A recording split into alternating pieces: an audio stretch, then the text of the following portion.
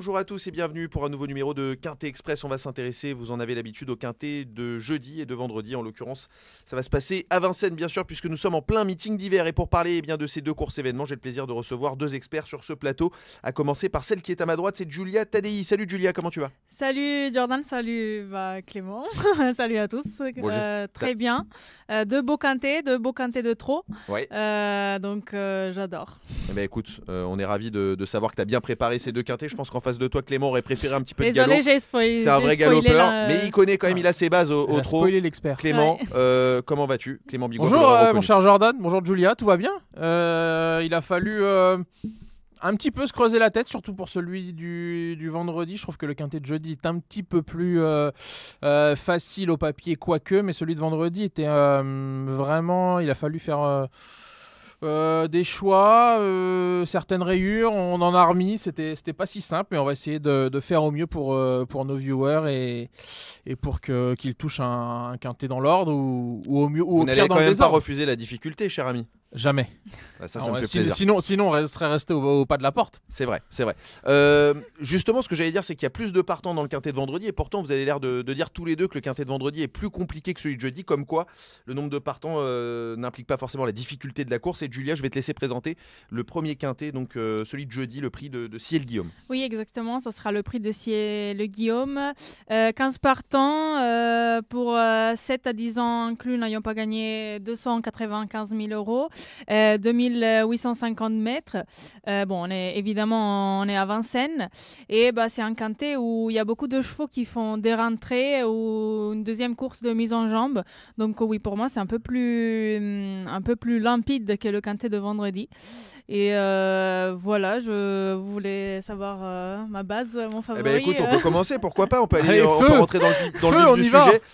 Julia, donc quelle est ta base ? Je crois savoir que tu as la même que Clément et la même que beaucoup de monde avant le coup. Je pense qu'il va être le grand favori, ça va être le 10 Power Dog. Il est tout simplement vaincu en 3 sorties à Vincennes et en plus avec de la marge. À chaque fois qu'il a gagné avec de la marge. Il a trotté une 11-9 lors de sa course du 17 octobre. Donc, et il a gagné sur les 3 parcours. Il a gagné 2100, 2007 et 2008, ce qui est quand même gage d'une certaine polyvalence. Exactement. Donc voilà, je pense qu'il va être grand favori et c'est pour ça que c'est ma base. Eh ben écoute, en face Clément, les mêmes arguments. Est-ce que tu en as d'autres à ajouter pour Power Dog, qui est ta base ? Est-ce qu'il y aura moins de 2 à la cote ? Probablement oui, parce qu'il pourrait quand même déclasser. Bon, je pense qu'il peut y avoir 2 piles. Ouais, 2 piles autour. Non, mais pas beaucoup plus. Voilà, 3 fois, il est impressionnant. En retard de gain, il n'est pas le plus riche de la course, mais il semble en avoir encore au moins une, peut-être 2 dans les jambes. Maintenant, c'est le parcours qui va décider, mais pour l'instant, il semble tout faire. Il avait juste une disqualification sur l'herbe, mais avant le coup, je vois pas qui peut venir le chatouiller. Est-ce que ce serait peut-être ton outsider, qui est un outsider drôlement osé, cher ami ? Je te laisse le présenter, c'est le 8 Ivanov. Eh ben ouais, Ivanov. J'ai voulu sortir un peu des sentiers battus. Ah bah là, oui. Alors, décidément, ouais. C'est plus pour une petite place. Il alterne trop monté et trop attelé. Il est meilleur en ce moment, plutôt trop monté. Mais alors, quand je vois en ce moment Mathieu Mottier au sulky ou que ce soit sous la selle, j'y vais parce qu'il est sur un nuage tout simplement. Comme l'an dernier d'ailleurs. Il peut atteindre des drôles de chiffres. Et j'ai le souvenir d'Ivanov début mars à Laval, 3e quand même d'un très bon lot. Il était battu par Greco Bello et Kamehameha qui a donc à l'attelage, qui a remporté depuis une étape du GNT. Donc je me dis que peut-être on revoir un Ivanov intéressant et pour pimenter les rapports, parce qu'il peut y avoir peut-être au-dessus de... Alors avec Mathieu Mottier Silky, on peut avoir 18-20 contre 1. Donc pour une fois, je me suis dit... Alors je ne l'ai pas mis dans mes bases, forcément, parce qu'il est un petit peu meilleur trop monté, mais son profil me plaît énormément. Est-ce que vous êtes parlé de ce que vous avez fait comme pas du tout. Ah non, pourtant on était juste à côté. C'est pour ça que je découvre que c'est Mario. Ça va être croustillant, justement. Et justement, Julia, on va te laisser la main pour ton outsider, et dans la foulée, ta rayure, tu vas nous dire pourquoi tu n'es pas d'accord avec notre cher Clément. Du coup, mon outsider, c'est le 5 Fogo Pico parce que cette année, il vient de passer dans les box de Pierre-Yves Rochard. Il a couru. Petite info, juste, c'est l'outsider de Guillaume Covet, c'est également dans Ticket Gagnant, je crois, en avant-première. Voilà. Donc il était 3e à Châteaubriand en février et il était ferré. Là, la dernière fois, il a fait la faute dans le dernier tournant, mais à mon avis, il avait beaucoup de ressources. Et ce jour-là, c'était une rentrée. Pour moi, il doit avoir progressé sur cette course. Moi, je le vois bien terminer parmi les 5 premiers. Et concernant ma rayure... Donc c'est Ivanov, donc ta rayure et l'outsider de Clément, ce qui est assez rare dans cette émission. On tombe rarement dans cette config. Mais c'est bien, comme ça, il y a un peu de clash, comme ils aiment faire dans Ticket Gagnant, parce que dans Ticket Gagnant, ils cherchent le clash. Ah oui. Et ben nous, dans Quintet Express, on le cherche aussi. Et comme ça, demain, aux alentours de 14h, on fera les comptes. Non, mais ça permettra à une personne ou à l'autre de charrier. Donc voilà. Mais et puis après, faites vos choix quand vous nous regardez. Heureusement que je suis pas là demain. Alors, pourquoi ton outsider est Ivanov et qu'est-ce que tu as à dire à Clément? Rayure. Ta rayure, pardon, excuse-moi, merci Clément. Pourquoi ta rayure est Ivanov? Parce que déjà, il vient d'effectuer une rentrée correcte. C'est vrai qu'il est D4, mais pour moi, il manque encore. Il peut manquer d'une course, et puis moi, je le préfère au monté. Donc voilà, moi je préfère d'autres chevaux dans la course. J'aurais tendance à pencher du côté de Giulia, s'il fallait que je fasse l'arbitre, mais c'est pas mon rôle. Mais j'aurais tendance à pencher du côté de Giulia. D'habitude, je me penche vraiment peut-être un petit peu trop sur les favoris. Donc là, pour une fois, on tente un coup de poker. Et puis s'il fait l'arrivée, parce que vous verrez dans le ticket qu'il prend une 5e place à Bellecote, et ceux qui auront suivi. De l'autre côté, Giulia aussi prend un risque à l'écarter. Donc voilà, il y a une prise de risque de chaque côté. Puis Fogo Pico, il y aura aussi peut-être aux alentours de 20 à 25 contre 1. Mais on se souvient, il y a 2 ans, un bon petit cheval de Quintet qui avait gagné plusieurs fois en nocturne. C'était très intéressant. Maintenant, à la méthode Rochard, à qui souvent ça sourit, ça peut être intéressant. C'est un outsider qui me plaît. Je l'ai pas retenu, mais il y a quelque chose d'intéressant. Et je pencherai moi aussi du côté de Giulia. Merci. J'ai compris. Je suis désolé. J'ai compris.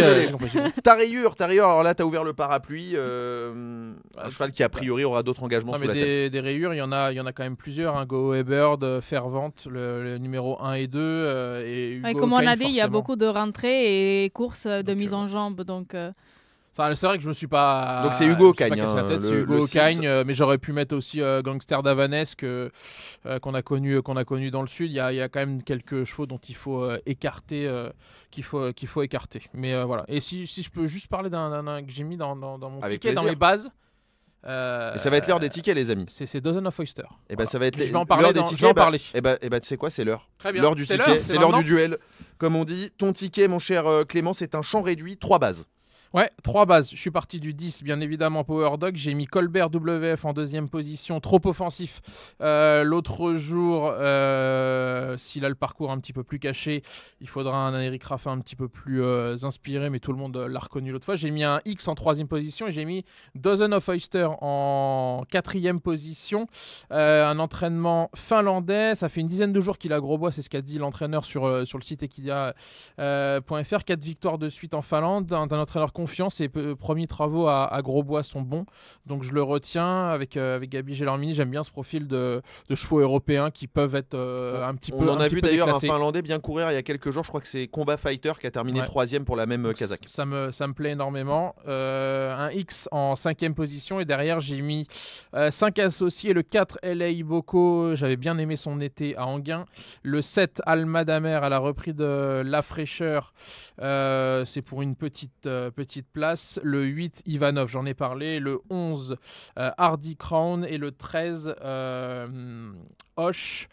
Voilà, parce que j'aime bien son profil. Il a un seul parcours dans les jambes, mais ça me plaît. À 10 euros en flexi. Je vois que j'ai complètement oublié de mettre Imperator Della. Je sais pas ce que j'ai fait, mais c'est pas grave. Il est dans. En tout cas, il est dans le ticket de Giulia. À la limite, je ferai une petite modif peut-être pour le mettre, parce que j'ai dû me tromper. Eh ben écoute, tu verras ça avec celui qui monte la vidéo, mais en attendant, ton ticket est celui-ci, Flexi 25, 10 euros pour le coût total de son ticket. Giulia, à toi, c'est un ticket en ligne avec 6 chevaux. Exactement. Moi, j'ai mis en tête du coup le 10 Power Dog en 2e position. L'oublié de Clément position. Donc, Impérateur Della, qui était 3e derrière Aino Dulépin à La Rochelle. Il est en forme, il a un bon engagement, donc faut le retenir. En 3e position, j'ai mis le 15 Colbert WF. Je ne sais pas si on dit bon, tu peux dire WF, tu peux dire Colbert tout court, on saura qui c'est. Colbert. Donc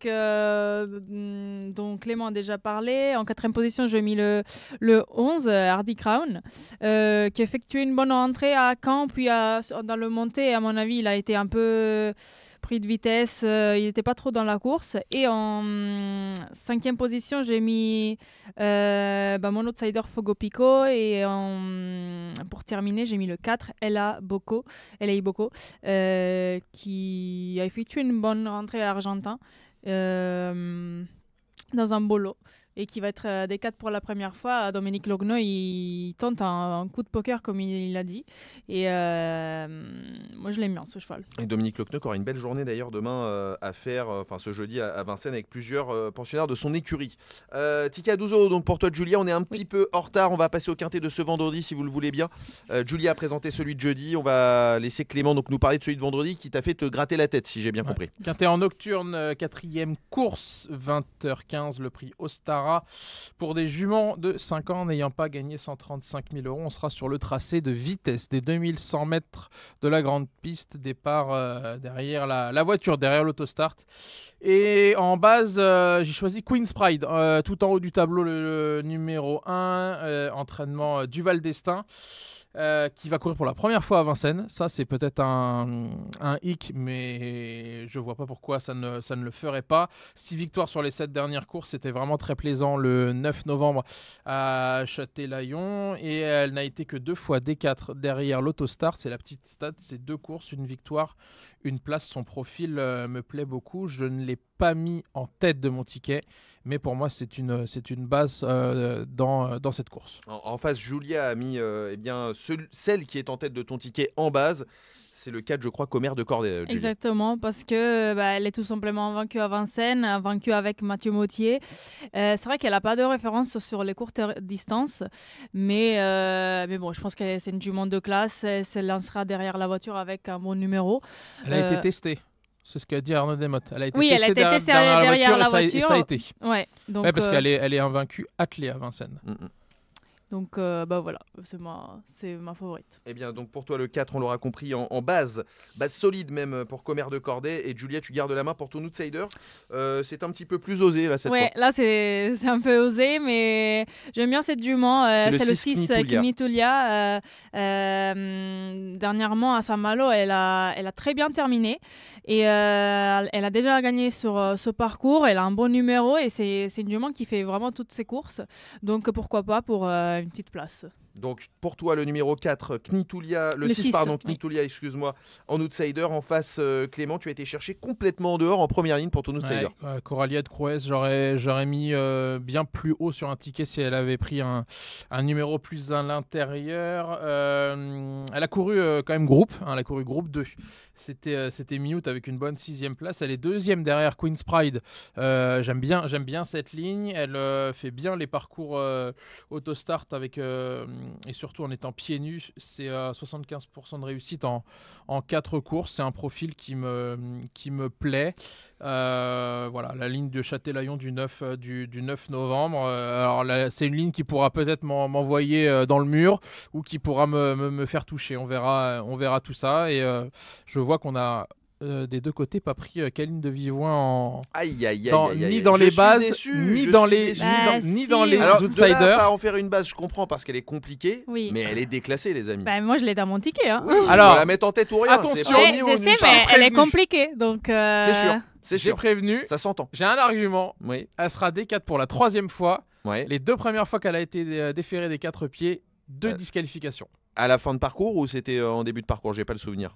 Il faudra revoir regarder les cassettes. Faudra regarder. Pas tous les jours. Toujours est-il que vous l'avez gardé, évidemment, Caline de Vivoin, sur vos tickets. On va redonner la main à Julia pour ta rayure. Julia, Cassia, le numéro 2 que tu écartes complètement. Oui, et je l'écarte parce que elle retrouve la courte distance qui lui réussit pas mal. Mais et même si elle est D4, pour moi, elle doit rassurer parce que ses dernières performances n'étaient pas très rassurantes. Donc là, il va se présenter avec de la fraîcheur. Mais j'ai vu que son entourage, il est confiant. Mais voilà, moi, je l'ai... c'est ma règle. C'est vrai que ces dernières perfs sont pas forcément reluisantes. En face, Clément, c'est sur le numéro 3, Candide Orco, que tu as décidé de faire l'impasse. Ouais, je trouvais que quand j'ai lu les propos de justement Dominique Lochner sur Cassia, j'ai voulu rayer et puis finalement je me suis un peu déchauffé parce que je vois un entourage confiant. Je suis allé sur l'entraînement du centre-est, compliqué à Vincennes. Candide Orco, elle a que 2 petites 4e places en 8 tentatives. C'est trop peu pour me convaincre, même s'il y a une présence en première ligne et qu'il y a Alexis Colette qui en ce moment est plutôt très en forme. J'ai pas vu assez de choses qui me font penser qu'elle fera l'arrivée dans un lot qui est quand même finalement plutôt bien composé. C'est quand même des juments qui n'ont pas gagné 135 000. Elles ont de l'expérience, elles ont des gains. Ça me paraît... voilà, en province, ça m'aurait plu. À Vincennes, j'ai un petit peu plus de mal de la voir faire l'arrivée. Donc une réserve pour la cendrée parisienne concernant Candide Orco. Ton ticket, mon cher Clément, cette fois-ci un 6 en ligne. Ticket à 12 €. Ouais, parce que finalement, je voulais pas en prendre 7 et que ça coûte un petit peu plus cher. Je suis parti de Commère de Corday en tête le numéro 4. C'était très bien.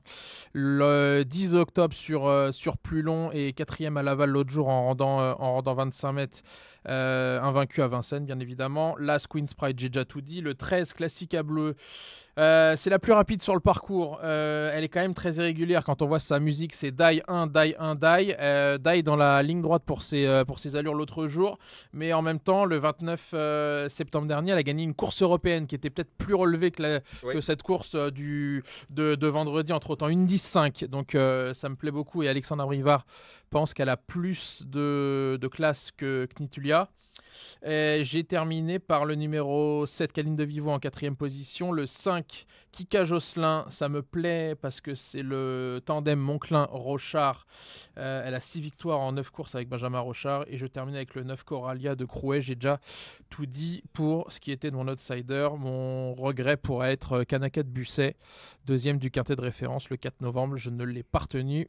Mais il fallait faire des choix. Qui était 2e, effectivement, à la surprise générale ce jour-là. En face, Julia, même formule, 6 en ligne, mais tu n'as pas exactement les mêmes, quoique tu as quand même pas mal de points communs. Oui, un peu de points communs. J'ai mis le 4 en tête, Commère de Corday, le 5, Kika Josselin, le 7, Caline de Vivant, le 13, Classica Blue, le Las Queen's Pride et le 6, Knitulia, mon outsider. Un ticket également à 12 €. Cette émission va s'achever parce qu'en plus nous sommes un tout petit peu en retard. L'occasion pour moi de vous remercier. Merci Julia. Merci à toi. Ce fut un plaisir d'être à tes côtés également. Clément, merci beaucoup pour ces analyses, ces statistiques. Merci Jordan, rendez-vous tout au long de la journée de jeudi et de vendredi. Et puis on fera le point vendredi soir durant la nocturne. Ouais, les comptes seront faits effectivement en temps et en heure. Merci à tous de nous avoir suivis. À très bientôt. Ciao.